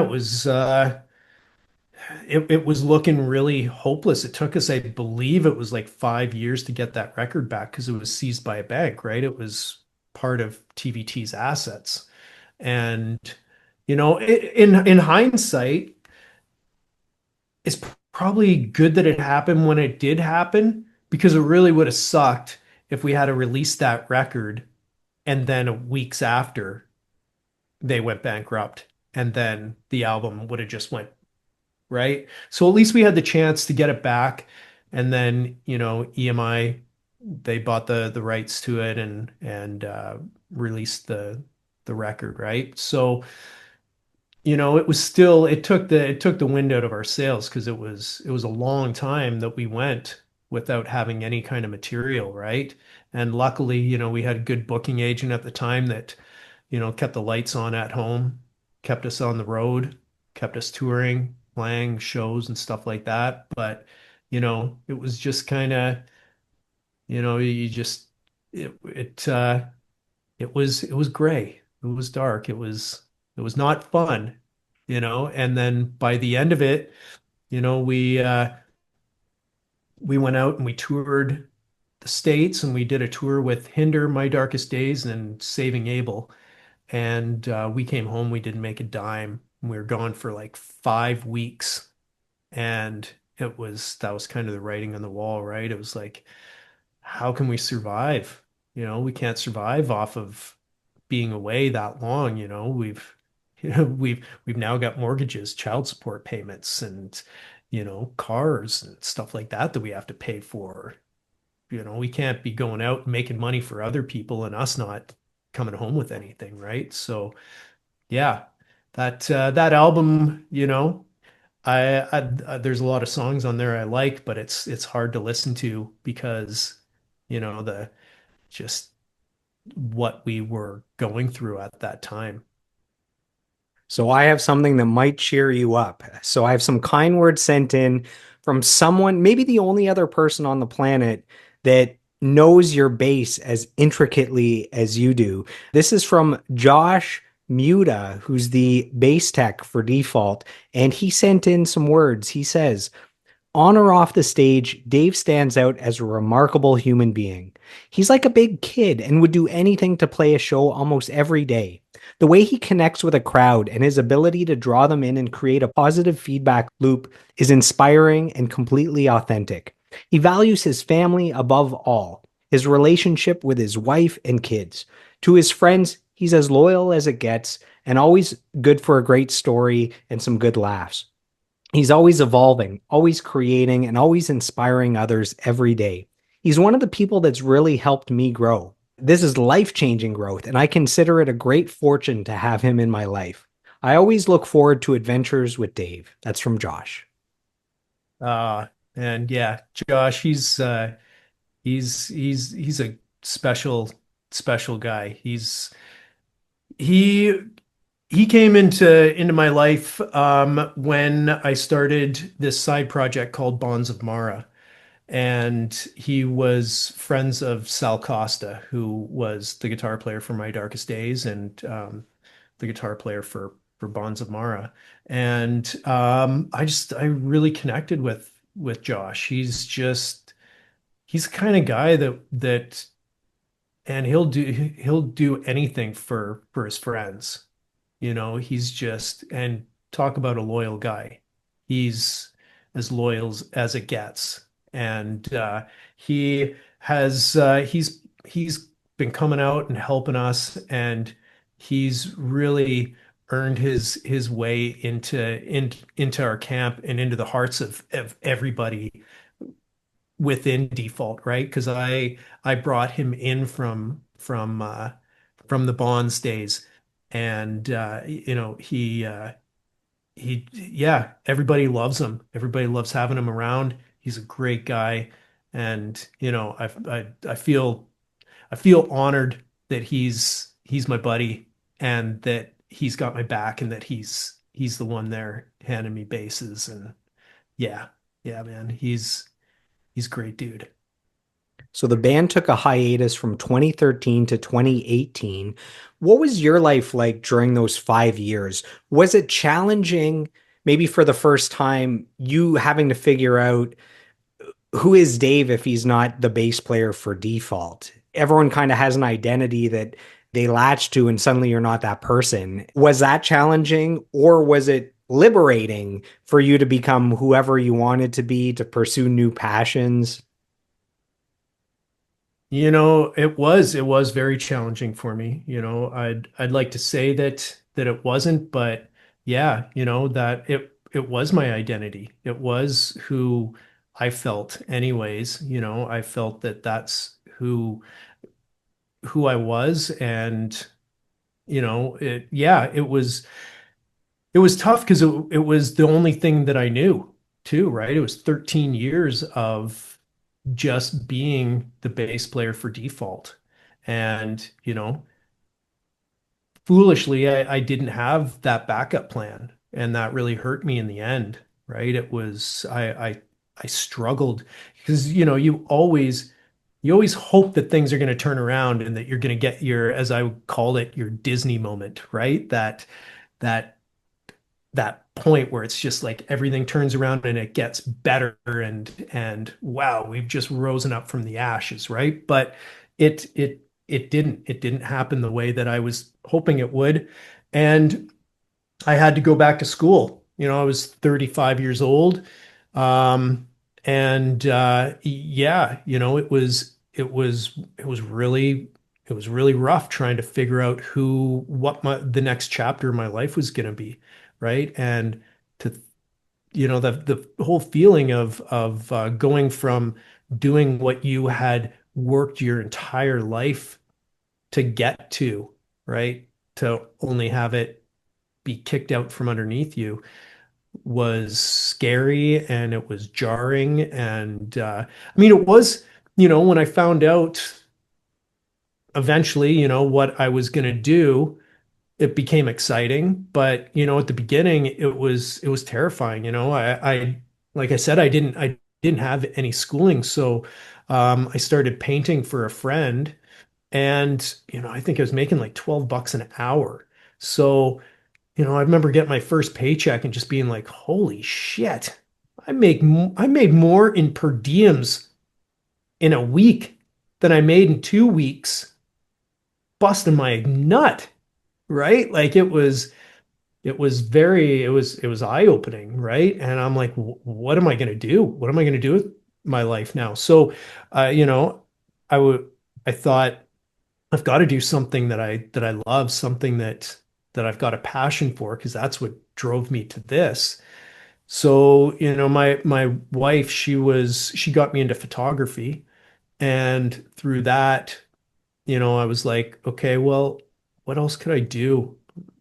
So I started looking into graphic design. I went to school for graphic design, and that's when things got exciting again, right? Because like the thought of going back to school was terrifying at 35 years old. And also I hated school when I was in it, right? Like high school and all that. I couldn't wait to get out. And now I'm going back into it, but when you go back into school for something that you like and something that you have a passion and a drive for, it's it's not as shitty as you remember it, right? So, yeah, that was cool and that was exciting. Until I got out into the real world, and then, I got hired by BC Hydro um, when I was still in school, and that was, man, talk about a polar opposite, right? I went from, touring the world to now having the most corporate job that I could possibly get. I showed up for my first day of work because I had nothing else in a 70s leisure suit and an Ozzy Osbourne Bark at the Moon lunch kit. I was so out of place there. And it was by the end of it, I it had transformed me and changed me into somebody that I really didn't like. It was, I had become like the poster boy for H&M, and I'm like, what the hell? I used to wear ripped jeans and concert shirts and have goofy hair, and now I'm like the button-up shirt guy and khaki pants. Like, what has happened to me? I'm not the same guy anymore, right? And that's when I decided that I had to make a shift and get out of that. And I vowed to myself to never ever go back to anything corporate ever again. And luckily I haven't. So, but yeah, in a nutshell, it was rough. It was really rough. Well, things got better in 2018. Default starts to perform together again. There's tours with Stone Temple Pilots and Seether. There's a six-song EP. Can you share what brought the band back together again, and then why the EP is called Recuts for our listeners? Well, what got the band back together was, I credit it to Nick Minema, who's our booking agent. He's always been just such a big default fan and a flag waver for us. And he wanted to see us get back together. So from what I heard, he wanted to make this tour up so that we would play again. And that's what it was. How could you not say yes to going out with one of the greatest bands on the planet, right? So that was my Disney moment. That was like that was the turning point that, when I thought that all of this was in the rear view mirror, because it was 6 years. It had been 6 years since we had played together. So, you know, and Dallas having such a successful career, I just thought it was done. That's that's it. I got the memories. That's awesome. But, when we got that, it was, it was there again, it was it was a really dark moment in my life at that point. Um, my sister was in a car accident and she was killed. And it happened within like days of one another, right? The accident happened and then we got the tour. And it was like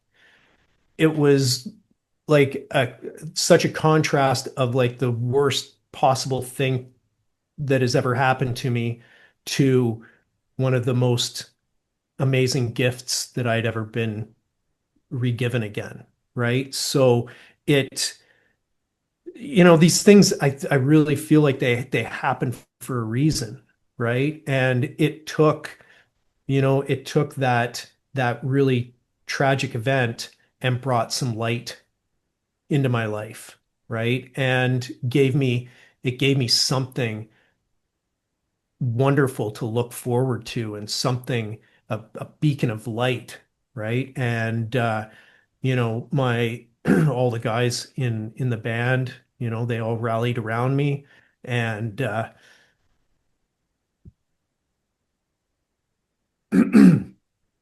excuse me, it was yeah, it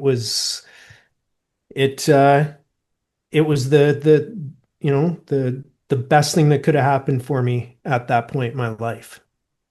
So yeah, Well, sorry to I get heavy there on you. no, that's why we have the deep dive conversations here. And I think what we need is some kind words from Trevor Hurst from Econoline Crush. So Trevor says Dave's energy and enthusiasm for life is inspirational. Dave reminds me with almost every social media post why I got into playing and writing music. It's fun, it's creative, and music can change the world. I feel privileged, honored to call him a peer and a friend. So that's from Trevor Hurst. Oh man, that's awesome.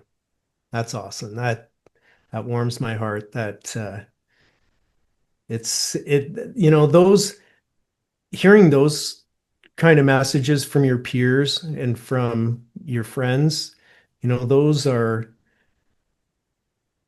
those those are some of the best things some of the best compliments that one could ever have, and especially from people that you looked up to and that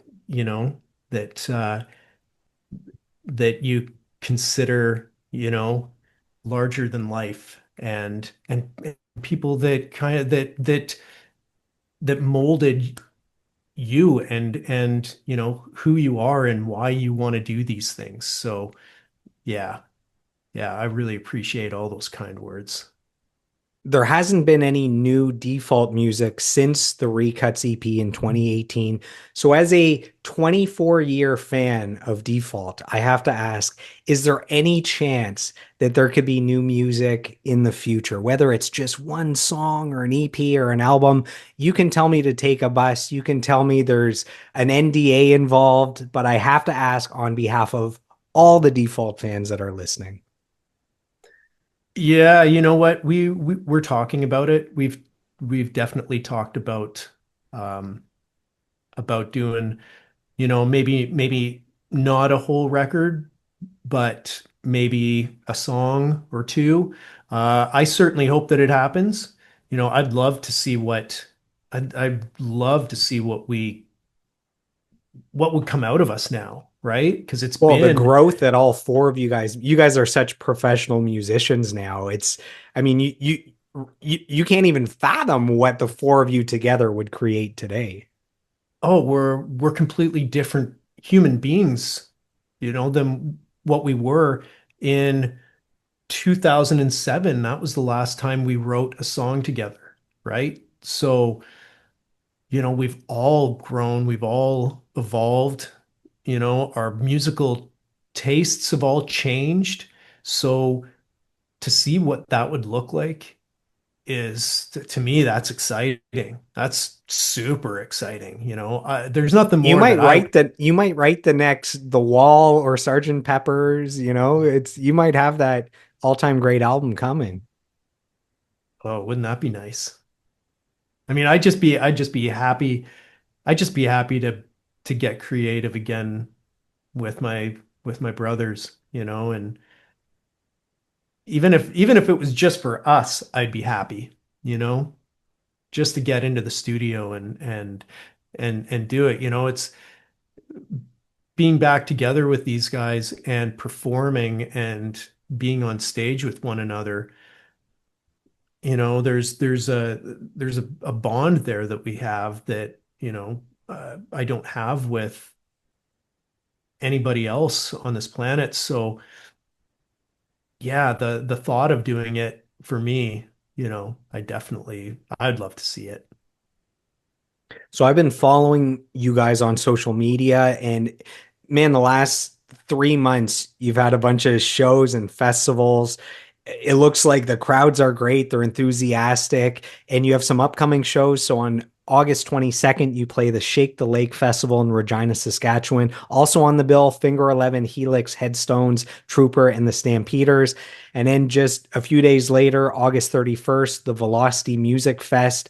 This is in Dyersville, Iowa. Also on the bill, Nickelback, Brantley Gilbert, and Buck Cherry. If our listeners right now go and purchase a ticket to one of these two shows, what can they expect from Default in concert?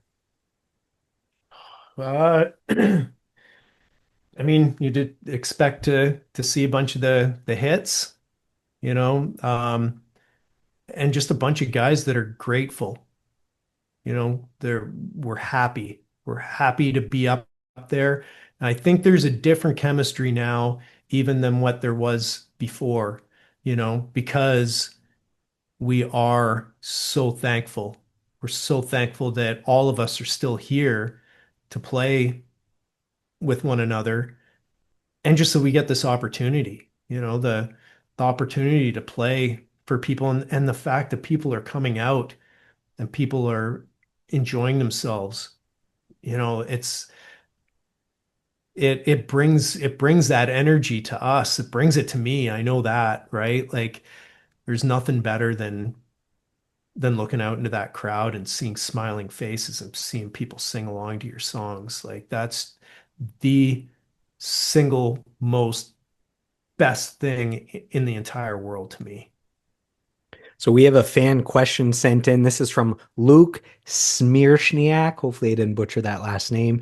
And Luke's question is, what were some of your favorite bands to tour with over the years? I already know one of them from back in the day. We had talked about it not too long ago, but I'd be fascinated to hear some more, along with maybe some of your favorite tour memories. So that's from Luke. Hey, Luke. Um, yeah, some of my favorite bands to tour with. Probably my favorite one was, and this the one that Luke and I had talked about was Injected. Love those guys. They were just so much fun to tour with and to hang out with. We had a real bond with that band. When we first showed up, it was the Campus Invasion tour, the MTV Campus Invasion tour. It was us, Nickelback, Saliva, Injected, and Star Sailor. And the first day of the tour, the Injected guys came over to our bus with a case of beer and a bottle of Maker's Mark. And we're like, oh, you guys are our people, and right away, we just became fast friends with those guys. We bought we bought these BMX bikes that we put under the bay of the bus, and we would ride around all the campuses with our bikes, and we had ourselves a little bike gang, and we called ourselves the Biciclette del Diablos, and I was Diablo Unos. Very intimidating name, yeah. Well, yeah, we were La super into bicicleta. yeah. So yeah, those guys, they were a hoot. Um, the Nickelback guys, obviously, we had so much fun with those guys. Um, Man, like every band that we've been out with, there's something there. There's something, you know, every band I've enjoyed being out there every single time. The guys from Trick Turner, I love those guys too. They were a lot of fun to be with. Um, yeah, Big Sugar, that was definitely a treat for us. Um, man, just so fortunate to play with so many great bands. Bush, that was a fun tour as well. You Mr. know, it was Rossdale. it was so surreal. That was right at the beginning of our touring, and that was one of the big concerts that or sorry, big tours that we did. And I remember just like, the band that I played with in Kelowna, we covered like three Bush songs.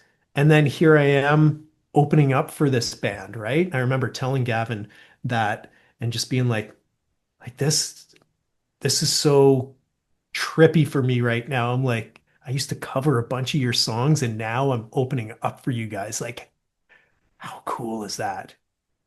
Moments like that where you're just like, pinch me. What is going on? Like, you know, I'm such a huge fan of music. I love music to my core, and I'm a huge nerd when it comes to it, right? Like, man, I can't remember my neighbor's name, but I can tell you every band member that's been in Kiss. Those names I can remember, and my music trivia goes pretty deep.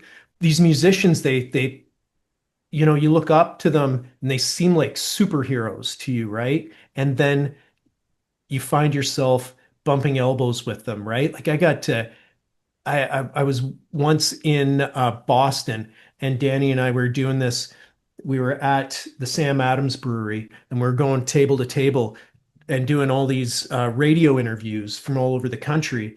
And I got a tap on my shoulder, and I turn around, and it was Gene Simmons, and he goes, "Hey, this girl here says that she knows you," and I was like, holy shit, it's the God of Thunder. I didn't see that one coming at all. Right. And like, I'm just completely awestruck. And, moments like that where you're just like, this, like, how do I tell my buddies back home about this? I got to, I got to hang out at Vinnie Paul's house once, and I'm a massive Pantera fan. I've got a Cowboys from Hell tattoo on the back of my leg. I've got a good story about that too. But I called my best friend from Vinny's front porch, and I'm like, dude, you'll never believe where I am. I'm hanging out at Vinny Paul's house. And he's like, fuck you, man. Right. But it was so that evening, Vinny, he he gives me this Pantera jersey, and it's got Pantera across the front. It's a baseball jersey. It's got Pantera across the front, and on the back, it's got the Cowboys from Hell logo. And he goes, "Hey, man, only the band and the crew get these shirts." He goes, "I want to give this to you to give to Chad." And I was like, "Damn it!" So close. So I'm like, sure, I'll give it to him. The next night, I was wearing it on stage. I didn't give it to Chad. The guilt got to me, and I finally was like, Chad, I'm sorry. Vinny gave me this jersey to give to you, but I really didn't want to give it to you. And he's like, don't worry about it. I got enough stuff. So You've been I warming still up have, the jersey this whole time, and someday you'll give it to him, just perfectly warmed up. That's all. Just you're delaying it. oh no, it's going in a frame for sure. Yeah. So we have a fan question sent in from Roslyn Jindal. And Roslin's question is, what upcoming projects are you most excited about? I know your talents extend to more than just music. As far as that goes, it would probably be what Danny and I are doing with Rock is Dead Records with our two bands. We've got a band called Chase the Bear, and they're a fantastic band. So check them out, everybody. Go check out Chase the Bear, and also a band called the Vito's. And we've been working with those guys for years. So both great bands, lots of good music to sink your teeth into there. Um, you know, there's been a couple things though that I am particularly proud of, and um, there's Danny and I did a bunch of music for a video game called Sons of the Forest, and that I'm stoked about. That It's man, that's a probably something a lot huge that game sold 2 million copies in its first, I think, 24 or 48 hours. Like if a video game sells 2 million copies in its entire lifespan, that's huge. This did it in a day or two, so it was a massive, massive game. Yeah, I think they're up to last time I talked to them anyways, it was 14 million, I think. Jeez. So yeah, like it's pretty awesome. And Danny and I, we did I think about 30 songs for for that game. So it's all throughout the game, right? Whenever you turn on a radio or something like that, there's our music. We did a commercial for children's cereal called Crunchy Munchies. Um, and there was another song in there that we did. We were given this one was the music was given to us by there's another guy, his name is Gabe Castro, and he did all of like the ambient music in the game. We did all the music that has lyrics and that are song orientated. He did all the spooky stuff and the ambient music. But he wrote a track one track on there, and it was a techno song, and they wanted us to make it into. They've got a big Russian following, so they wanted us to make this into a Russian techno song. And I'm like, dang, we don't know any Russian. So I asked them, well, do you have a bunch of words that we could use, maybe that would be kind of like, little Easter eggs for the fans. Um, and then so she gave me a whole bunch of these Russian words, and I took them and got my wife to say it because my wife has got a really pretty voice. And she didn't sing them, but she just said these words, and we've got the techno music going over top of it, right? So we always joke that my wife is huge over in Russia. So She's a Russian star. yeah. That's But yeah, amazing. that I would say, that I'm excited about. And it's the music's out there, so you can go check it out. I believe it's on Spotify and on YouTube. It's not really been released properly though, so the audio quality isn't as awesome as what it should be. So I'm hoping it gets released properly at some point. Because right now it's just music that the fans have downloaded from the game and put it up, right? So, Final three questions. When you all look right. back on your life and career, what are you most proud of and what are you most grateful for? I guess what I'm most proud of, well, I would have to say my children, my kids. They're those are the things I'm the most proud of. But as far as career wise and music goes, um, I don't know. I'd have to say that the third default record would be my the crowning moment. That, like I said, that's where I feel like we hit our stride and where we really became a band. Um, and I'd never want to discredit wasting because that is what made my career. So, that I'm extremely proud of. And then what was the other question? And Sorry. what are you grateful for when looking back on What your am I career? grateful for? I'm grateful for it all. I'm grateful for I'm grateful I'm grateful for I guess I'm really grateful for, that Coastal Ford job and for meeting Jeremy and for, the journey that it took me on. And every one of those moments I'm grateful for. And I'm super grateful for what I have now and for the shows that I get to play and grateful for the people that show up. I'm so grateful for that.